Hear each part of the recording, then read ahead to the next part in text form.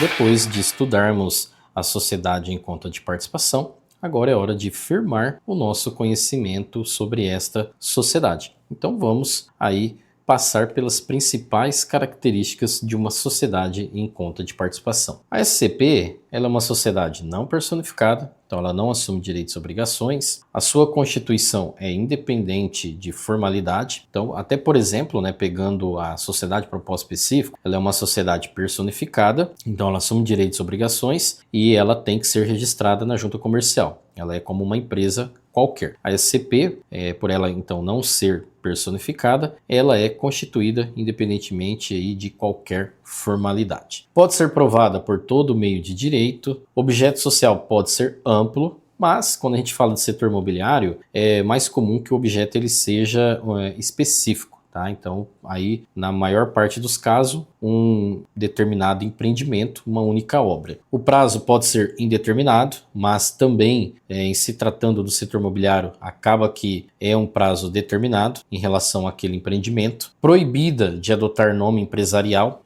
O que acontece? Até o Código Civil, ele fala que a sociedade em conta de participação, ela não pode adotar nome empresarial. Mas aqui a gente tem um probleminha burocrático que é o cadastro do CNPJ perante a Receita Federal. E aí a Receita Federal, para a gente cadastrar o CNPJ, a gente é obrigado a informar ali um nome empresarial. Tá? Então, para esses fins de cadastro do CNPJ, terá que ter um nome empresarial. E até mesmo naquele contrato da sociedade em conta de participação, é muito comum que se coloque um nome ali para identificação do contrato aí, que será estabelecido entre o sócio ostensivo e os sócios participantes da SCP. Quadro societário é composto por sócios ostensivos e sócios participantes. O sócio ostensivo, como eu falei para vocês, é obrigatório uma pessoa jurídica. Aí pode ser uma pessoa jurídica que ela seja constituída através de uma equiparação. Então nós temos aquela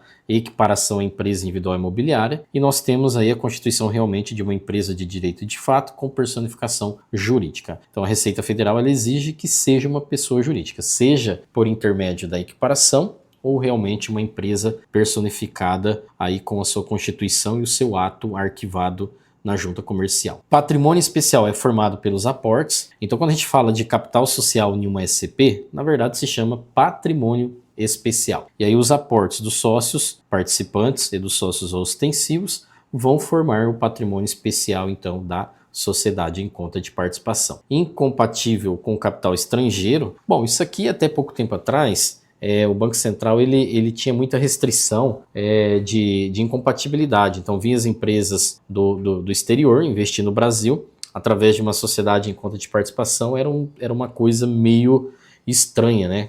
Como que uma empresa que vem do exterior vai figurar em uma SCP como uma sócia ostensiva, tá? Mas isso aqui hoje já é mais aceito aí pelos bancos. Escrituração contábil é mantida pelo sócio ostensivo. Então, como eu falei para vocês, a sociedade em conta de participação, ela tem que contabilizar as suas operações, mas as operações da SCP, elas serão contabilizadas pelo sócio ostensivo. E é aí aquilo que eu falei para vocês, né? Essa contabilização pode ser em livros próprios, tá? Então a SCP, ela vai ter um livro próprio com as suas operações, a sua contabilização, ou pode ser contabilizado dentro do livro do próprio sócio ostensivo.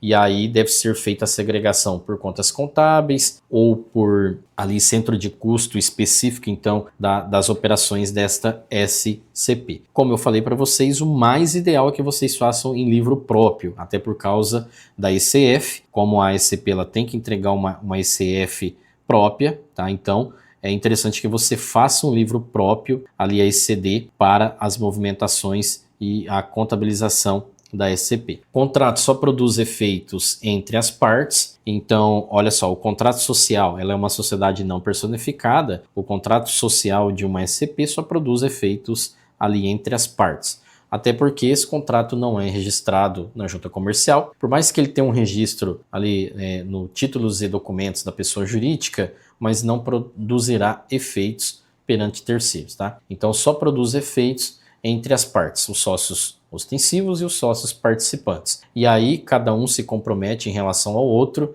em relação aos aportes, tá? Então, o que vai acontecer? O sócio ostensivo, ele assume, então, as obrigações, tá? Ele que vai aparecer perante terceiros em relação à SCP. Agora, já os sócios participantes, eles só se obrigam perante o sócio ostensivo. E aí é muito importante que eles não apareçam perante terceiros, que ele não queira executar o objeto em momento algum, para que ele não venha a ser responsabilizado junto com o sócio ostensivo em relação a SCP. Tá? Então é muito importante que o sócio participante ele não apareça em hipótese alguma nas operações ali em relação ao objeto desta SCP. Inscrição no CNPJ é obrigatória desde 2014, então a Receita Federal ela exige a inscrição no CNPJ, isso já é antigo, tá? Então desde 2014 veio uma instrução normativa e a Receita Federal ela passou a exigir a inscrição no CNPJ para a SCP. A inscrição no CNPJ deve ser como estabelecimento matriz, então toda a SCP ela vai ter sua inscrição no CNPJ e ela vai ter um número de inscrição diferente, por exemplo, da sócio ostensiva. Então a sócio ostensiva ela tem o seu CNPJ com a sua numeração, a raiz, né, ali o CNPJ base, a SCP ela vai vir com uma raiz diferente da sócia ostensiva. Não é, por exemplo, como se fosse uma filial da sócia ostensiva. Não, é como se fosse uma matriz mesmo. Então vai vir lá o raiz base com o final 001 e depois os dois números finais, os dígitos finais, tá? A apuração de tributos é segregada, então a SCP, como ela adota regime tributário próprio, ela vai apurar os seus tributos de forma segregada. Não se deve confundir a apuração dos tributos da SCP com a apuração dos tributos de outros empreendimentos que a sócia ostensiva tenha ali no seu CNPJ. Controle separado de prejuízos fiscais. Então aqui é aquela questão que eu falei, né? O prejuízo de uma sociedade em conta de participação, ele só pode ser compensado com o lucro da própria SCP, tá? Não pode ser compensado o prejuízo de determinada SCP com o lucro de outras SCPs e também do sócio ostensivo. Tá? Isso é vedado pelas normativas da Receita Federal. Declarações acessórias com particularidades. As declarações acessórias das sociedades em conta de participação, elas têm muitas particularidades. Claro que nós vamos ver isso em aulas futuras e vocês vão entender como que se deve elaborar as demonstrações ali, tanto, por exemplo, a demonstração contábil, né? Nós vamos fazer a entrega, por exemplo, de uma ECD e o que nós temos que observar de particularidade na entrega da ECD. Aí, por exemplo, em relação também à escrituração contábil fiscal, o que tem de particularidade? EFD contribuições, DCTF PGD, DCTF Web, tá? DIRF, o que tem de particularidades nessas obrigações acessórias da SCP? Nós vamos entender tudo em próximas aulas. Códigos de recolhimentos com extensões distintas. Então, o que acontece? Por exemplo, quando nós falamos lá da sociedade de propósito específico, eu trouxe para vocês os códigos de recolhimento. Então eu falei, por exemplo, olha, qual que é o código de recolhimento para o PIS, para o COFINS, para o RPJ, para a CSL? E qual que é o código de extensão? Então, por exemplo, o PIS lá no regime cumulativo, 810902, né, se não me falha a memória. Aí a COFINS, 217201. Quando se tratar de sociedade em conta de participação, aí esse código de extensão ele vai mudar, ele vai ter um número diferente, tá? Equiparada à pessoa jurídica para fins de tributação desde 87. Então, como eu falei para vocês, a Instrução Normativa 179 de 87, ela veio a dizer que a sociedade em conta de participação ela é equiparada a uma pessoa jurídica, tá? Então, ela fica ali obrigada a adotar um regime tributário. Lá em 87, claro que não existia lucro presumido, também não existia RET, tá? Então, qual que era o regime tributário que a SCP ela teria que adotar? Aí seria o regime tributário do lucro real. O sócio ostensivo, ele cumpre obrigações em seu próprio nome. Então, como eu falei, a SCP ela não assume direitos e obrigações porque ela não é personificada. Então, tudo quem assume é o sócio ostensivo em seu nome. Tá? Logicamente, ali nos documentos fiscais será informado o CNPJ do sócio ostensivo, mas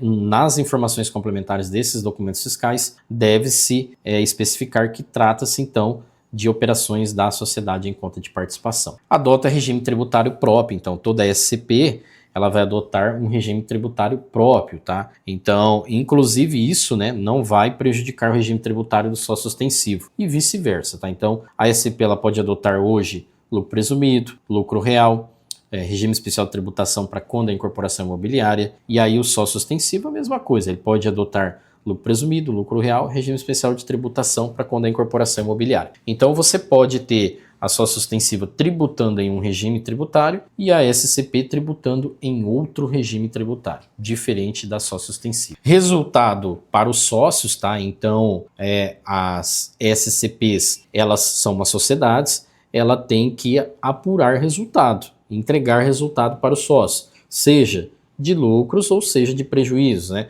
Também ela pode pagar juros sobre o capital próprio, e aí nós temos, né, dentro de uma SCP, o reconhecimento contábil da participação, ele vai poder ser realizado pela equivalência patrimonial, quando a sócio ostensiva ela tiver o controle, que é o que vai acontecer, é o mais comum. Tá? Então a sócio ostensiva ela tem um controle da SCP, ela vai reconhecer o investimento ali, a participação societária, pelo método da equivalência patrimonial. Quando a empresa, por exemplo, é uma participante que ela só tem ali uma coligação, e não exerce influência significativa, aí o reconhecimento do investimento ele pode ser pelo valor justo, custo, tá? E aí agora nós temos então aqui as principais diferenças. Nós vamos contextualizar o que é o sócio ostensivo e o que é o sócio participante para vocês.